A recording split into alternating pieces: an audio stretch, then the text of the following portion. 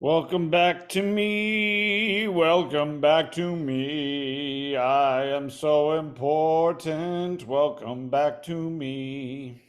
All right, I just made that up on the spot. So I'm an extemporaneous master.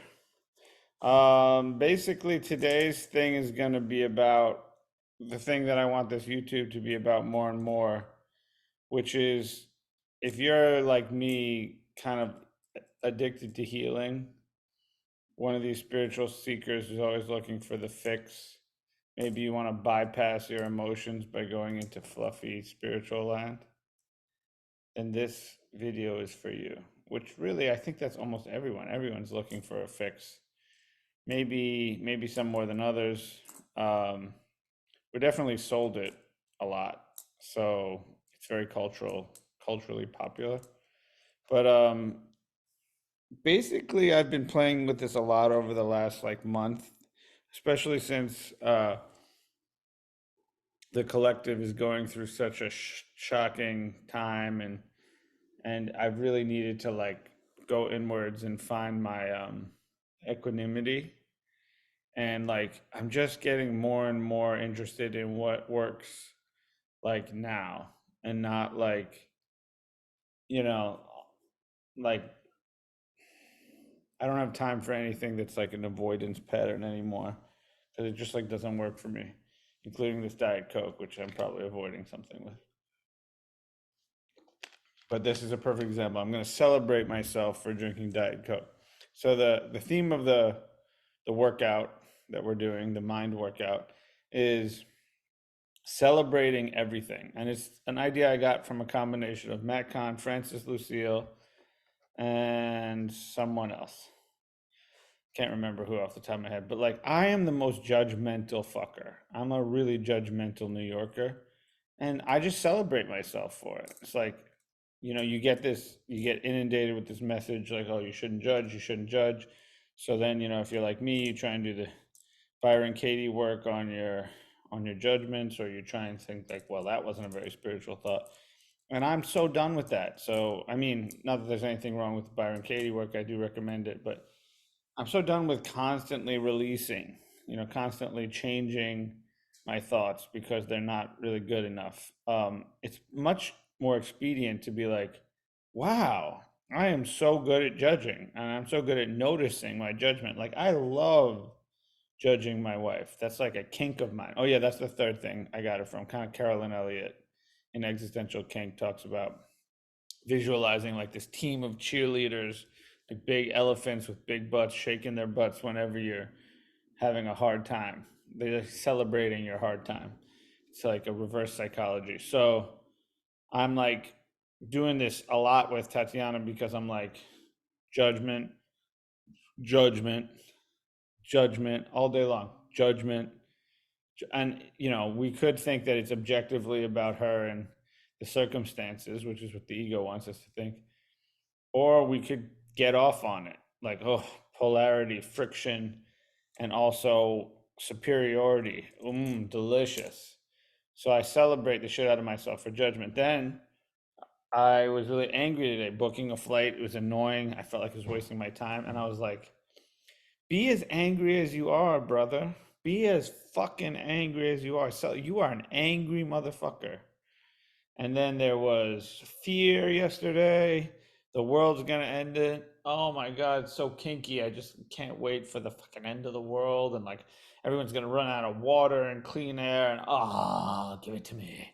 Which is really weird because we just reflexively go to like, no, this is bad. That's a bad thing. Bad, bad, bad, bad, bad, bad, bad. And then we try and keep away the bad, which in a weird way like holds it in, because what you resist persists. And so if you just celebrate the world belly flopping in your terror, or it could be like your own death or your parents' death, and just celebrate yourself for being chicken little. I am a chicken ass little motherfucker. And then shame. Ooh, I love shame. Shamed of my emotions, shamed of my body, shamed of my daddy, shamed of my mommy. That was a line from my play. I fucking love shame. Give me that kinky fucking shame. And then what's the other big one? Grief. reflexively, since I was little, I learned that, instead of being curious about the vibration of any quote unquote negative emotions, it's immediately we're trying to get rid of it. But if we lean in and get curious about grief, what does it feel like? Heavy, dense. So is heavy and dense bad? If there's no trying to get rid of it with the mind or declaring it negative, is it so bad? I mean, yesterday, for example, I felt really sad. It was a gray day. And I was like in CVS and I was just like, oh, life just sucks. Like, these people have terrible jobs. I bet they have terrible lives. Everyone's got a fucking tragic life. What the fuck? And I was just like heavy, heavy, heavy. And I was like, I'm depressed. I should be on antidepressants, which isn't true at all. But like, it's just like where my mom goes and where my mind goes. Because my mom said all good men are depressed. So I kind of think that I should be depressed. So, just observing it. And then like not 15 minutes later, I was choosing to be in my body here, safe, breathing, listening to something nurturing on YouTube, driving calmly in traffic, and the sadness had moved. But the thought wanted to keep the sadness in place somehow. It wanted to say that you're going to be perma-sad. So, I didn't actually celebrate it, but in a way I did, because I chose to be here where I was. That's even a way to be celebrating things. Because if you're currently worried, you can't not be worried because you're worried right now. So be as worried as you are. Celebrate yourself for being as worried as you are. It's This is kind of a message I have a lot. I mean, some things I'm obsessed with are just like, this is like the video I did where I was talking about your heart chakra being a slut that can handle all emotions. But like, my two favorite messages are like that really God is everything, including all these negative things. And I'm part of everything. There's not everything and then me who's going to die. That's a good message. I like that message. Kind of a non dual message, but kind of basic at the same time. And my second favorite message is celebrate the shit out of everything with unreasonable enthusiasm and relish. And I'll just leave you with this.